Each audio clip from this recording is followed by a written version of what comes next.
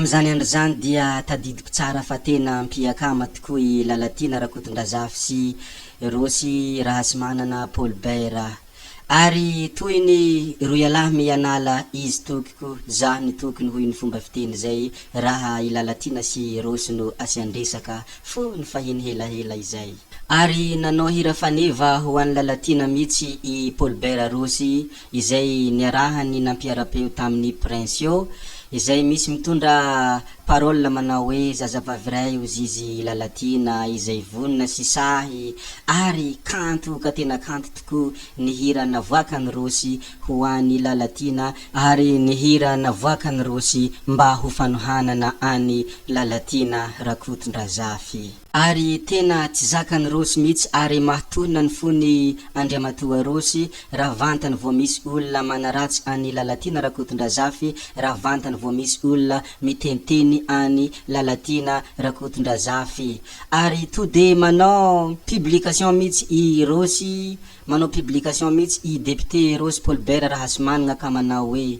ialany alahy, ialany lesany io anabaviko io aza kitikitihany lesany io anabaviko io fa olona tia tanindrazana io. Tsy lenga ary tsy zavatra noforonina izany zavadrehetra izany fa tena zavanisy vao taona vitsivitsy lasa izay. Taty aorina nefa dia akory ny fahagagany maro ary akory ny fahaterany maro raha vantany vao nahita i Paulbert Rosy Rahasomanana nanao fanambarana ampahabe maso ka nanao hoe miantso any Lalatina Rakotondrazafy hirotsika ho fidina eto Antananarivo mba hifaninana amiko hoy i Rosy. Tamin'ny 14 Janoary 2024 angamba zay no nanaovany izany fanambarana izany. Ary mametra-panontaniana ihany koa i Paulbert Rosy Rahasomanana ny amin'ny antony tsy hahasahian'ny filoha Andry Rajoelina manala any ministry ny kolotsaina sy ny serasera i Lalatina izay efa mampitarenany rehetra hoy Paulbert Rosy Rahasomanana. Tsy vitany zany ihany koa moa dia nitondra sora-baventy mitaky an'ny fialan'ny Lalatina Rakotondrazafy i député Paulbert Rosy Rahasomanana ka tetsy amin'ny lapan'ny kolotsaina sy ny fanatanjahantena tao Mahamasina no nanatanterahana ny fifidianana ny mpikambana ao amin'ny filankevim-pitantanany OMDA no nandehanany voalohany tamizany, aveo izy nihazony ministera ny serasera sy ny kolotsaina teny Anosy izay efa nambenany mpitandro filaminana tamizany fotoana izany. Raha izay finamanana hita mibaribary tao amin'ny Lalatina Rakotondrazafy sy Rosy Paulbert Rahasomanana izay dia tsy tokony tonga amin'ny oteboka io raha ny filazany sasany izay namoaka ny heviny. Maro ka tena maro tokoa ny hevitra izay navoakany Rosy nandritra ny ireny fotoana ireny, toy ny hoe ny olona toy ireny dia tsy tokony homena ny fahefana sy ny sisa tsy voatanisa bla bla bla bla bla. Ka anisany nahatohina olo maro iny hevitra navoakany Rosy iny satria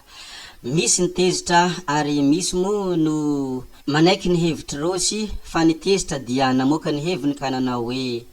niaraka tao ihany ianareo androany nefa ianao dia mahita azy ratsy, ny namany ratsy dia ratsy ihany koa hoy izay namoaka hevitra izay tohina sy naratra fo noho ny hevitra izay navoakany Rosy. Eny, resaka ihany reny ka resaka ka nadia fomban'olombelona aza no miady fa na miady aza fa tefin-dranahary. Koa hozisy fomba fiteny iray manao hoe mifanaraha ianareo fa olo sahala ary ianareo dia samy manana nahanitra ho azy, ombalahy mitovy tandroka ianareo ary trano mitovy rindrina, koa dia mifanaja fa olo sahala ary raha mbola hikatroka indray ianareo amin'ny manaraka dia hoy zahay manao hoe hiady an-tanety ianareo sahala, miady anaty rano sahala, manano vohitra ka aza misy mahafaka, mitolona aza misy mahalavo, fa manaova toy ny ady kindin-drano na hoe banga mifanaikitra ka misarika tsy misy maratra ary hiady tsy misy ho resy. Zay ho ary no ela tompoko lasy tompoko vavy eny ela tsy maintsy ny diavina koa dia mankasitrika isika rehetra navita ny hainy ny video hatramin'ny farany,